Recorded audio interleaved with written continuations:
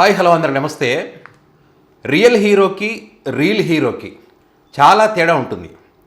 ఈరోజు జగన్మోహన్ రెడ్డి గారు 42 మంది భవానీపురం ఫ్లాట్స్ అయితే కూల్చివేశారో ఆ ప్రాంతానికి వాళ్ళకి గతంలోనే మాటిచ్చాడు, ఖచ్చితంగా వస్తాను, మీకు భరోసానిస్తాను, మీ కష్టాలను తెలుసుకుంటాను, అసలు దీని వెనుక ఎవరెవరు ఉన్నారు, ఏ రకంగా జరిగింది అనేటువంటి విషయాలను ఖచ్చితంగా బయట పెడతానని చెప్పి వాళ్ళకు మాట ఇవ్వడం, అందులో భాగంగా ఈరోజు వెళ్ళడం జరిగింది.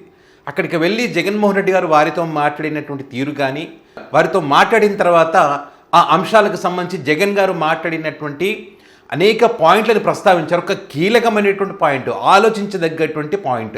అంటే ఈ 150 కోట్ల రూపాయలకు కుట్ర ఏ రకంగా జరిగిందనడానికి ఒక మంచి పాయింట్ జగన్ గారు చెప్పడం, ఆ తర్వాత దీనికి సంబంధించి వైఎస్ఆర్ కాంగ్రెస్ పార్టీ ఏం చేస్తుందనేటువంటి విషయాలు కూడా చాలా స్పష్టంగా చెప్పడం జరిగింది జగన్ గారు.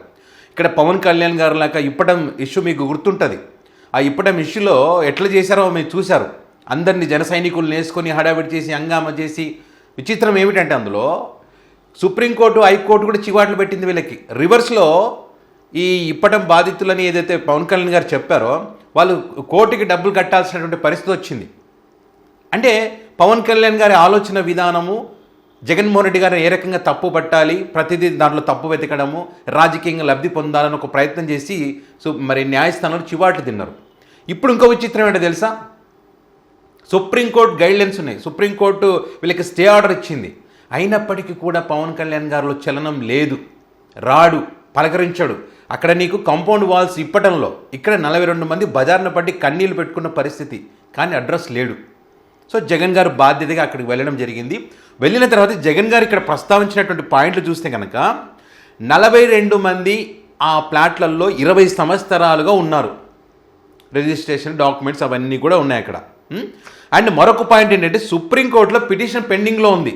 డిసెంబర్ 31 వరకు కూడా సుప్రీంకోర్టు వీళ్ళకు అవకాశం ఇచ్చింది.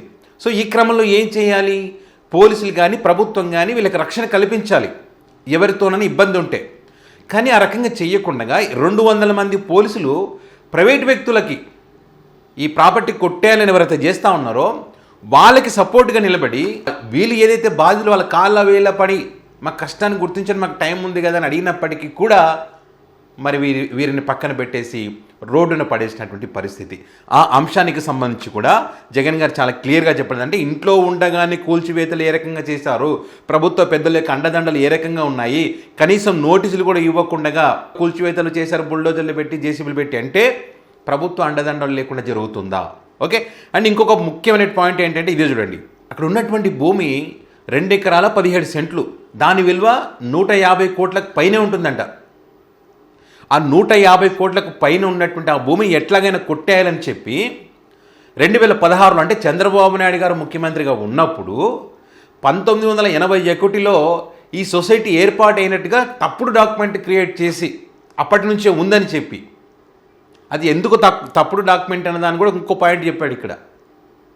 సో అవన్నీ క్రియేట్ చేసి ఒక ఫేక్ సొసైటీని సృష్టించి ఆ డాక్యుమెంట్స్ మరి ఇక్కడ కోర్టులో ఏం చేశారో ఏం జరిగిందో తెలియదు. కానీ మరి ఇక్కడ మరి ఈ ఇష్యూ మొదలైంది అక్కడ. అయితే దీనికంటే ముందు 2001లో ఈ ప్లాట్లు కొన్న వాళ్ళ క్రయ విక్రయాలు జరుగుతుంటాయి కదా, ఆ జరుగుతున్నటువంటి క్రమంలో ఈ ప్లాట్లు కొన్న వాళ్ళు పత్రిక ప్రకటించారంట, ఈ ప్లాట్లకు సంబంధించి ఎవరికైనా ఇబ్బందులు ఉన్నాయా, ఎవరికైనా అభ్యంతరాలు ఉన్నాయా, ఉంటే కనుక తెలియజేయండి అని చెప్పి పత్రిక ప్రకటన ఇవ్వడం జరిగిందంటే అప్పుడు ఎవ్వరు కూడా రాలేదంట. సో పాపం అంత క్లియర్గా ఉంది కదని చెప్పి వాళ్ళు ఏం చేశారు, రూపాయి కూడబెట్టుకొని ఇల్లు కట్టుకున్నారు, బ్యాంకు లోన్లు కూడా తీసుకున్నారు. సో ఆ రకంగా ఇప్పుడు దీనికి ఇట్లా ఇల్లు కట్టుకోవడానికి సంబంధించి Vijayawada municipal corporation current okay చేసింది. అంటే మామూలుగా కరెంట్ కనెక్షన్ ఇస్తారు కదా, గవర్నమెంట్ పర్మిషన్ ఉండాలి కదా మీటర్ తీసుకోవాలంటే, అది ఓకే చేసింది. డ్రైనేజ్ కోసం ఓకే చేసింది, అనేది ప్లాన్ అప్రూవల్ కూడా ఇచ్చింది.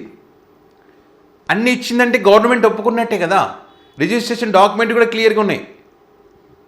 మరి వీటన్నిటికి సంబంధించిన తర్వాత కొంతమంది బ్యాంక్ లోన్లు తీసుకున్నారు, కొంతమంది 20 లక్షలు, 25 లక్షలు, 15 లక్షలు అట్లా లోన్లు తీసుకున్నారు. బ్యాంక్ ఊరికనే ఇస్తుందా లోన్లు? ఇవ్వదు కదా, అన్నీ పర్ఫెక్ట్గా ఉంటేనే లోన్లు ఇస్తుంది.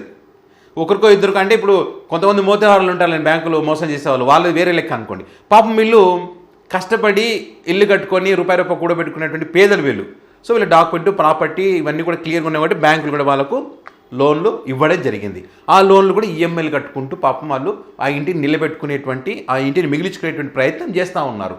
సో ఈ పరిస్థితుల్లో ఇక్కడ ఇప్పుడు జగన్ గారు చెప్పినట్టు నారా లోకేష్ గారి ప్రమేయం లేకుండా ఉంటుందా, కేశినేని చిన్ని ప్రమేయం లేకుండా ఉంటుందా, ఆ తర్వాత జనసేన పార్టీకి చెందినటువంటి కార్పొరేటర్ ప్రమేయం కూడా ఇందులో ఉందంట. వీళ్ళందరూ కలిసి బుల్డోజర్తో ఇల్లు కూల్చివేయడం జరిగింది. నిజంగా అనిపిస్తుంది కదా, ఎందుకంటే ఇంత పెట్టుకొని లీగల్గా వీళ్ళు పర్ఫెక్ట్గా పెట్టుకొని పాపము అయినా కూడా పోలీసుల బందోబస్తు కూల్చేశారంటే పోనీ ఇక్కడ న్యాయస్థానం ఏదన్నా ఇల్లు కూల్చమని చెప్పింది అనుకుందాం. అప్పుడు పోలీసులు అక్కడ దగ్గర ఉండి లేదమ్మా మరి న్యాయస్థానం అయితే చెప్పింది కదా, మా బాధ్యత మేము డ్యూటీ చేయాలని చెప్పొచ్చు. స్టే ఉన్నప్పటికీ కూడా డిసెంబర్ 31 వరకు టైం ఉన్నప్పుడు కూడా కూల్చేశారంటే మరి జగన్ గారు చెప్పింది అబద్ధం అవుతుందా? 200% నిజం అవుతుంది.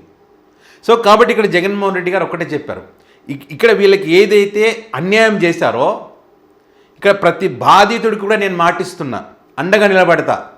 ఎట్టి పరిస్థితుల్లో ఎవరికి కూడా అన్యాయం జరగకుండా ప్రతి ఒక్కరికి న్యాయం చేసే విధంగా స్టిల్ ఇప్పుడు అధికారంలోకి వచ్చిన తర్వాత దీనికి సంబంధించి ప్రతి ఒక్కరిని కూడా న్యాయస్థానం ముందు నిలబెడతా, ఖచ్చితంగా దీనికి సంబంధించి ఎంక్వైరీ జరుగుతుందని చెప్పి ఒక మాట చెప్పడం.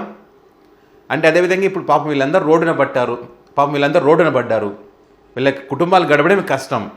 మరి కోర్టుకు వెళ్ళాలంటే ఖర్చులు అవుతాయి కదా, వాళ్ళందరి తరఫున లీగల్గా ఏం కావాలని హైకోర్టు కానీ సుప్రీంకోర్టు కానీ ఎక్కడైనా సరే వైఎస్ఆర్ కాంగ్రెస్ పార్టీ మొత్తం చూసుకుంటుందని చెప్పి జగన్ గారు మాట ఇచ్చారు.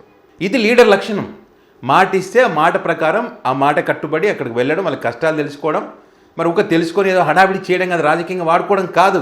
వారికి న్యాయం జరగడానికి మనం ఏం చేస్తామన్నది ఇక్కడ పాయింట్. కార్లు తీసుకెళ్ళి బానెట్ మీద కూర్చొని జుట్టు ఇలా అనుకుంటా మెడలు ఇట్లా అనుకుంటా ఎగురుతూ గట్టిగా అరిచి గగ్గోలు పెట్టడం కాదు, వాళ్ళ కన్నీళ్ళు తూడ్చేవాడే సరైనటువంటి లీడర్. అందుకే నేను రియల్ హీరోకి చాలా తేడా ఉంటుందని చెప్పి అన్నది. సో జగన్మోహన్ రెడ్డి గారు ఈరోజు వాళ్ళ కన్నీళ్ళు తుడిచారు. పవన్ కళ్యాణ్ గారు వాళ్ళ కన్నీళ్ళు పెట్టించారు. ఎందుకంటే కోర్టుకు డబ్బులు కడితే వాళ్ళు కన్నీళ్ళు పెట్టుకుంటారు కదా, అనవసరంగా మేము డబ్బులు కట్టాల్సిన పరిస్థితి వచ్చిందని చెప్పి అక్కడ కన్నీళ్ళు పవన్ కళ్యాణ్ గారు పెట్టించి ఇక్కడ జగన్ గారు కన్నీళ్ళు తూర్చారు. వాళ్ళకి భరోసా కూడా ఇచ్చాడు, ఖచ్చితంగా అధికారంలోకి వచ్చిన తర్వాత ప్రతి ఒక్కరికి న్యాయం చేస్తానని చెప్పాడు. చంద్రబాబు నాయుడు గారు కూడా ఈరోజు చెప్పడం జరిగింది. సో డెఫినెట్గా మీరు కనుక వీళ్ళకు న్యాయం చేయకుండా ఇదే రీతిన మీరు ముందుకు వెళ్తానంటే మాత్రం వైఎస్ఆర్ కాంగ్రెస్ పార్టీ ఊరుకునేది లేదు, ఖచ్చితంగా ఫైట్ చేస్తుంది, వారికి అండగా నిలబడుతుంది, వాళ్ళకి న్యాయం జరిగేంత వరకు పోరాటం చేస్తామని చెప్పి కూడా చాలా సీరియస్గా జగన్ గారు చెప్పడం, వాళ్ళకి మాట ఇవ్వడం కూడా జరిగింది. కంటికి రెప్పలా కాపాడుకుంటానని చెప్పి వాళ్ళకు భరోసా ఇచ్చిన తరుణంలో వాళ్ళు కూడా ఉన్నటువంటి ఎమోషనల్గా ఫీల్ అయిపోయి కన్నీళ్ళు పెట్టుకున్నారు. వాళ్ళు పాపం ప్రతి ఒక్కరిని కలవాలని విశ్వ ప్రయత్నం చేశారు. సీఎం, డీసీఎం, లోకేష్ అందరినీ కలవాలని విశ్వ ప్రయత్నం చేసినప్పటికీ కూడా కలిసే అవకాశం వాళ్ళకి దొరకలేదు పాపం.